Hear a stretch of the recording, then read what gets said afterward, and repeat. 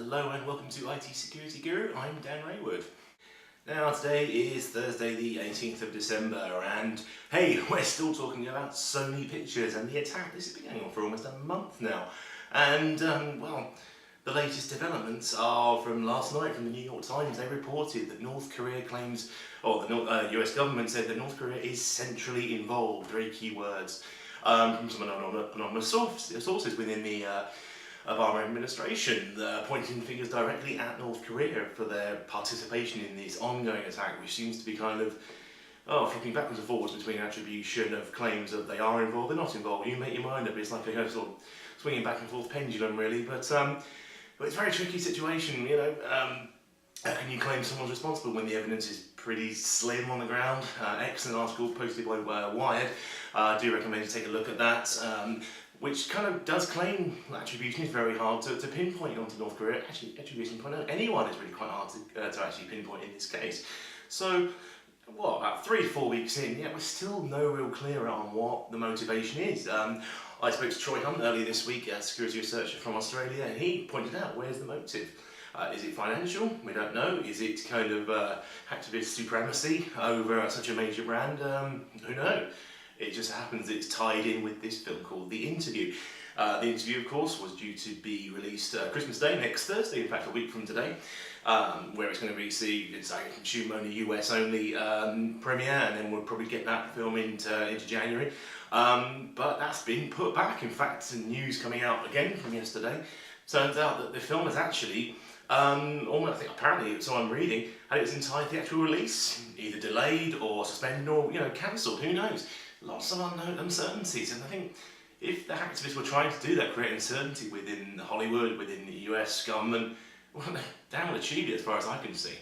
Now, of course, one thing we are trying to figure out is where the attackers are from, the Guardians of Peace, they've called themselves. Are they from China? Are they from North Korea? Are they from North Korean supporters?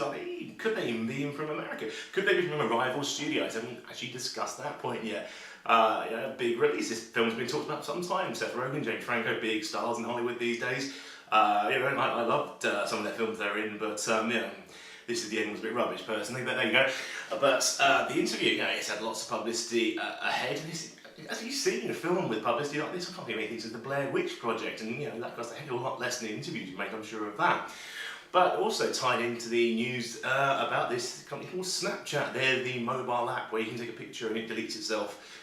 Kind of thing I've not really come across much, but very well known, of course, mainly because they had a beta breach earlier this year, and which I think, if I recall, on about 400 million users, so quite significant. They've been tied into this now because discussions are going on within Sony on email. Those emails have now come out, which have revealed acquisitions made by Snapchat. Why they didn't want those public, I don't know. And a rumoured $3 billion acquisition effort by Facebook to acquire Snapchat, which failed.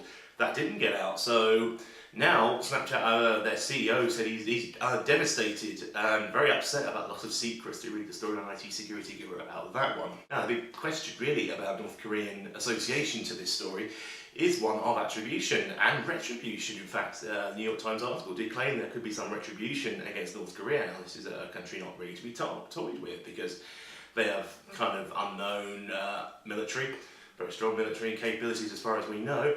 We also have no idea about their cyber capabilities, so it's a really tricky situation. I would imagine that the US government have got to try and tread pretty carefully around this one. They can't just go and wade in and say, hey, it was you who did that. No, well, we don't know, and how can you go in without any real clear evidence?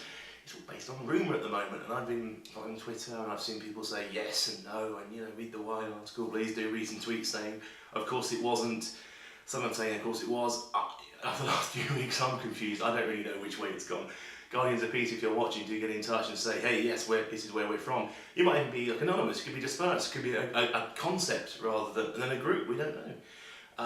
One article one tweet I should say, sent to the journalist Thomas Fox Bruce, they did actually use some profanity, so I won't repeat that for the camera, but did kind of suggest that maybe they weren't very interested in talking to the press. So unfortunately, we're not getting much information from them either. However, they did say in a message earlier on, consider the attacks of 9/11 and consider the impact they would have upon cyber, I assume. So overall, it's a pretty sticky situation. No one's getting any benefit from this, and well, a film that maybe people would have kind of bypassed, shall we say, there's other films out at Christmas. You can go and watch plenty of things on DVD.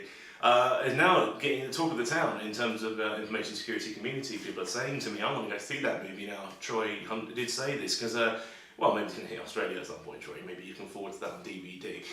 But it's become a sensation, and it's, in a couple of hours we're going to be filming our webcast. This video will be on our website later after that, so do listen back to the webcast. We'll be talking about the top 5 stories of 2014, of which this has got to be one of them.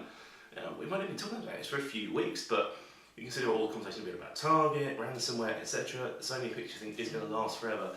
And Troy Hunt said to me we should stop using the term unprecedented, because this isn't unprecedented. This is very severe, but nothing is unprecedented anymore, because everything is getting harder and bigger, and it's just an extension of what's happened before, in my view. So rant over, and hopefully enjoy the webcast. So for IT Security Guru, I've been Dan Raywood.